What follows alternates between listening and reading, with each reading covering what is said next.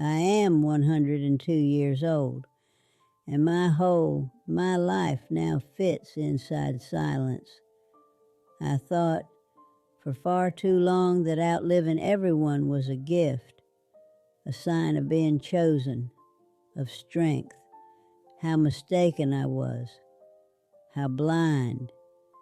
And here is what no one tells you when you live this unbearably long. You don't just lose the people you love, you forever lose the people you needed to apologize to, the ones before whom you should have fallen to your knees and spoken your guilt. I have a list. I carry it in my mind because these treacherous, trembling hands can no longer hold a pen.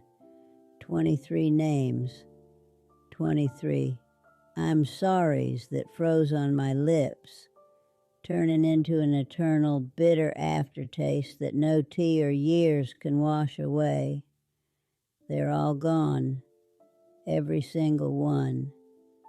Allow me to open before you this heavy, worn folio of my regrets, and as you listen, remember, you're not hearing just a story. You're hearing an echo that must never, ever resound in your own life.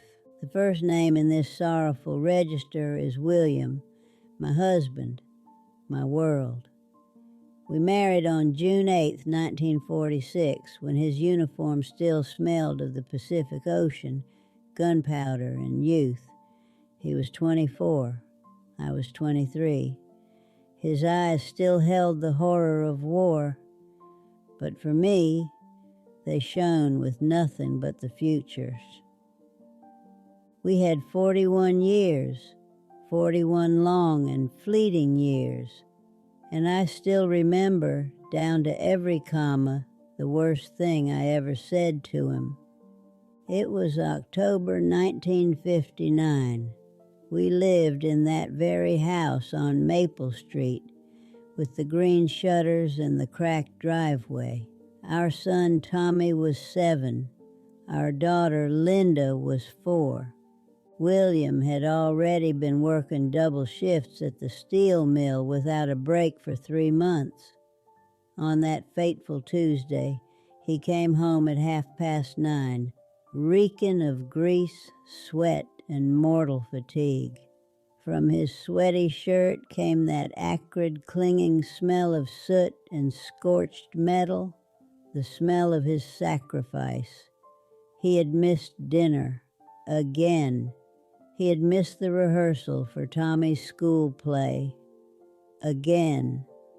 I was standing at the kitchen sink and the water was scalding hot. It left red marks on my skin. Steam fogged the glass, beyond which a dark autumn garden was just visible. He walked in, set down his thermos and said, "Sorry, my dear, the last batch." And I turned around and I spat out, "Your children needed you today too, but I guess the mill pays better than we do." He just froze, didn't say a word, slowly took off his heavy dust-caked boots, placed them neatly by the door, and silently went upstairs. I can still hear the sound of his footsteps, slow, weary, hopeless. We didn't talk about it. In 1959, you didn't talk about such things. He kept breaking his back for us, for the mortgage on this house with the green shutters, for Tommy's new shoes, for Linda's medicine when she fell ill with pneumonia that winter. And I carried my poisonous stone inside me, nurtured it, thinking I had a right to it. He died on a quiet Sunday morning, July 12, 1987. I was 64. He was 65. The last thing I ever said to him was, "Don't forget to take your pills, William." Not "I love you," not "thank you," not "I'm sorry." 28 years I thought there was still time. And then there was Linda, our daughter. 1978, she was 33. A freshly endured divorce, 2 little girls, a lost look in her eyes. She stood on that very threshold where her father's boots once stood, asking for temporary shelter, just for a little while, until she got back on her feet. And I, seized by righteous, poisonous anger because she hadn't heeded my advice about choosing a husband, uttered a dry, harsh phrase. Adults make their own bed, Linda, and they lie in it. You made your mess. Now you have to deal with it. I saw the light in her eyes, which had been searching for salvation, die and be replaced by an icy film. She simply nodded, never asked again. Thus we built a new reality, impeccably polite, murderously distant. Greeting cards on holidays, Christmas dinners with talk of the weather and casserole recipes. The wall built with William found its continuation. She died in 2003. Breast cancer. She was 58. When the illness struck her in 2001, I was a model mother, kept vigil by her bed, wiped her brow, read aloud. Love? Yes, but the courage to admit the monstrousness of my 1978 mistake that I did not find. I postponed it for after she recovers. But recovery never came. There turned out to be no time. My sister Margaret, whose loud, disconcerting laugh could have filled an entire universe, I betrayed her. Betrayed her out of petty, vulgar shame. Shame over her free, unmarried life at 41. At that very Christmas dinner in 1967, when our new, wondrous color TV glowed in the corner, she shyly, with a living sparkle in her eyes, mentioned that she wanted to get an education, to become a teacher. And I, her older sister, instead of supporting her, snorted with condescension. Maggie, dear, at your age, that's not for you anymore. The sparkle died instantly. She never brought up the topic again. She died in 1998 of a heart attack, and it was only by her coffin that I learned she had secretly enrolled in 1969, earned her degree, and taught children to read for 18 years. She built her dream without me, in spite of me, and I never said, "Forgive me for that Christmas." And the list goes on, a long procession of shadows. My friend Dorothy, who confided in me in 1972 and told me her husband was hitting her, and I, instead of support, threw out, "Well, you must be doing something to provoke him." She stopped calling. The tragedy is not just in the grand rejections, but in the small daily betrayals. Let me tell you about Tommy. Not just that I dismissed his art, but how. He was 17. He'd turned the basement of that Maple Street house into a studio. One Saturday, he led me down there, his face lit with a pride I hadn't seen since he was a boy, showing me a clay dinosaur. The canvases were raw, swirling with color and anguish. A portrait of his father's slumped shoulders that took my breath away. A stormy sea that was clearly our atmosphere at home. I pointed to the one of William. "It makes him look defeated," I said, my voice flat. "Is that how you see him? After all he did?" I saw the light in him shudder. I offered to pay for drafting school instead. Something practical. I called it protecting him. It was fear. Fear of his raw emotion. Fear that his art held up a mirror to the very tensions I refused to name. His silence after that was not anger, but a profound artistic grief. He stopped painting people. For years, he painted only empty rooms and still lifes, beautiful, soulless, and safe. I'd asked for practicality, and in doing so, I asked him to kill the most vulnerable part of himself.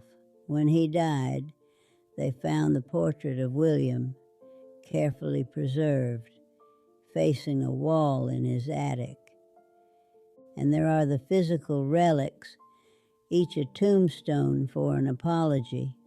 The chipped cup Dorothy gave me, now at the back of the cupboard. I can't drink from it, but I can't throw it away. The formal, typed letters from Tommy, always signed Thomas, never Mom. They are my monuments. My days are now archaeology in a land where only I lived, digging through layers of my own resistance. I find a recipe in Margaret's handwriting and remember not her laughter, but the exact dismissive tilt of my head. The past isn't just memory. It's a permanent, present tense of remorse. My mother. God, my mother. The last thing I flung at her before she left in 1973 was, "Leave me alone, you're smothering me." She died 2 weeks later. To each of them I could have said 3 simple words, 3 redemptive words, and I did not. To any of them. The realization, final and merciless, caught up with me in 2019 at my Tommy's funeral. At 96 years old, sitting in the front row of that very church where 73 years earlier I had said yes to William, I looked around and I saw a sea of faces, great-grandchildren, strangers. Everyone was younger than me. Everyone. And I understood. Everyone who knew me young is gone. Everyone I am guilty before is gone. Everyone who could have said, "I forgive you," is gone. I am the last custodian of the memory of my own transgressions, and this burden is unbearable. They tell me, "Forgive yourself." My therapist kept saying it in the 80s, but these are empty words. You cannot forgive yourself for pain caused to another. That is not within your power. Only the one you hurt can grant that. And when they are no more, you simply carry this load within yourself every day. That is the whole secret of longevity. I see my great-granddaughter Sophie. She is 19. Recently she mentioned she had a fight with her mother, and they are both too proud to call first. I wanted to shake her, grab her by the shoulders and scream, "Call her, right now, while she can still hear you. Don't repeat my mistakes." But I remained silent. Who can be reasoned with by a centenarian who destroyed everything dear to her? So I appeal to you. Right now, from this unimaginable distance of 102 years, I beg you, stop, close your eyes, listen to the silence inside. Whose face appeared before your mind's eye? Whose voice echoed in your memory? Don't look for excuses. Don't wait for Monday, a special mood, or the waning moon. Do it now, while that heart is still beating somewhere out there, in another part of the city or of life. Write, call, show up, say, I'm sorry, I was wrong. Let the words be clumsy, let your voice falter. It doesn't matter. What matters is that they are heard. I would give all my 102 years for one single chance, to turn back then to William at the sink and hugging him whisper, forgive me, you are everything to us. But I cannot, but you can. Do not let your life turn into the same long, lonely, mute echo existence. Do not repeat my mistake. Do not outlive your last chance to make things right.